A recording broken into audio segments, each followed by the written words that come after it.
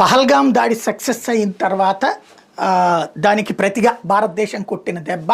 తీవ్రవాద శిబిరాల ధ్వంసం, ఆ పైన అట్టించి వచ్చినటువంటి సైన్యం, ఆ సైన్యానికి చూపించిన చుక్కలు, ధ్వంసమైనటువంటి డ్రోన్లు,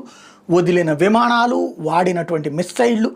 ఒక్కటి కూడా భారత్లో కడుగు పెట్టలేకపోవడం, అదే సమయంలో భారత్ వేసిన ప్రతి ఒక్కటి పాకిస్తాన్లో కడుగుపెట్టి విధ్వంసం సృష్టించడం, వణికిన పాకిస్తాన్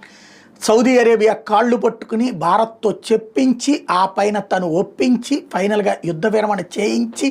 ప్రస్తుతం మళ్ళీ పునరుజ్జీవనం కోసం ప్రయత్నిస్తూ అమెరికా అండతో పెట్టరేగిపోతూ మళ్ళీ రెచ్చిపోదామనుకుంటున్నటువంటి వేళ అక్కడ ఉన్నటువంటి